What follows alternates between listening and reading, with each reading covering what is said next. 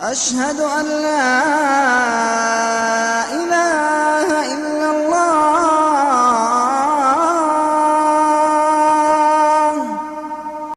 فهذه الجنة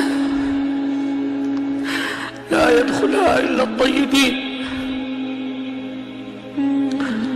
كما قال الله جل وعلا في سورة الزمر أن الملائكة ينادون أهل الجنة فيقولون سلام عليكم طبتم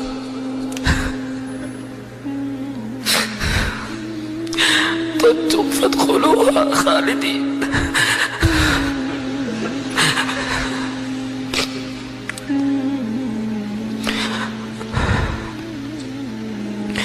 وقد فسر أهل العلم هذه الآية بقولهم طبتم أي قد طابت أقوالكم وطابت أفعالكم وطابت أعمالكم وطابت سرائركم وطابت ظواهركم فادخلوا الجنة خالدين. وأما من كان من أهل الإيمان في أهل الدنيا وممن يقول لا إله إلا الله محمد رسول الله وكان عنده شيء من الخبث، فإنه إما أن يطهر حتى يكون طيبا في الدنيا فيرسل الله عليه من البلايا والمصائب ما يطهره من معاصيه حتى يمشي على الأرض فلا تكون عليه خطيئة واحدة ليدخل الجنة طيب. ومنهم من يعاقب في قبره فيضم ضمة في القبر تزيل كل خبثه،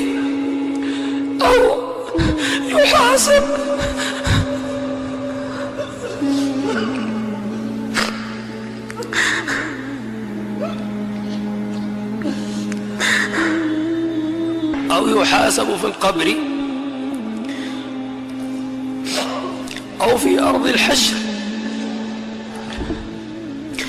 أو يصفى في نار جهنم والعياذ بالله حتى يدخل الجنة طيب، لأنه لا يمكن أبدا أن يدخل أحدنا الجنة وفيه مثقال ذرة من خبث، ولكن الطيب سبحانه وتعالى لأنه طيب جل جلاله ينادي عبده يوم القيامة فيقرره على ذنوبه: ألم تفعل كذا تفعل كذا تفعل كذا؟ فيقول بلى يا رب، فيقول الله وهذا كله من طيبه. انظروا إلى هذه من طيبه جل جلاله أنه يقرره على الصغائر ولا يقرره على الكبائر، فيقول يا عبدي ألم تفعل كذا؟ فيقول بلى، وهو مشفق من الكبائر يعلم نفسه ماذا فعل. فيقول يا عبد ألم تفعل كذا؟ فيقول بلى يا رب بلى يا رب بلى يا رب. فيقول الله اذهب فقد سترتها عليك اليوم وأنا أغفرها لك، سترتها عليك في الدنيا وأنا أغفرها لك اليوم. فيدخل الجنة فيقول يا رب ما زال هناك ذنوب، لأنه يقول اذهب فقد سترتها عليك اليوم وأنا أقلبها لك حسنات. ليه قلبها حسنات؟ لأنه طيب، والله لأنه طيب جل جلاله، لأنه طيب. فيقول العبد لأنه يطمع أن تقلب الكبائر الآن، وقبل قليل كان خايف أن تفضح، فيقول يا ربي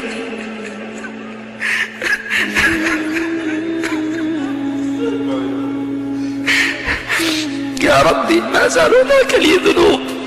فيبتسم الله وهنيئا لمن ابتسم الله له لأنه طيب.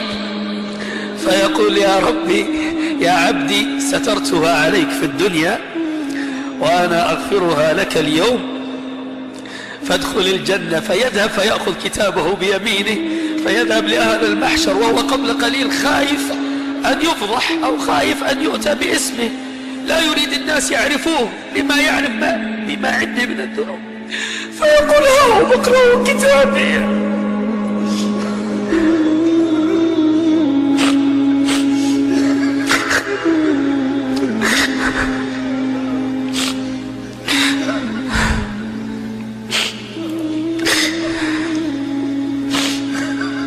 اللهم يا طيب، اللهم يا طيب، اللهم يا طيب، نشهدك على حبك ونشهدك على حب من يحبك ونشهدك على حب كل عمل يقربنا إلى ربك. فاللهم يا رب يا طيب، طيب أقوالنا وطيب نياتنا وطيب سرائرنا وطيب أعمالنا وطيب أفعالنا وطيب أخلاقنا وطيب زوجاتنا وطيب أولادنا وطيب مكاسبنا وطيب أرزاقنا. وحاشاك يا طيب أن تعذبنا ونحن نحبك. اللهم يا طيب نشهدك على حبك ونسأل الله جل وعلا أن يعفو عنا وأن يرفع درجاتنا وأن يغفر لوالدينا ولكل من قال آمين. اللهم آمين. صلى الله وسلم على سيدنا محمد وعلى آله. صلى الله على محمد صلى الله عليه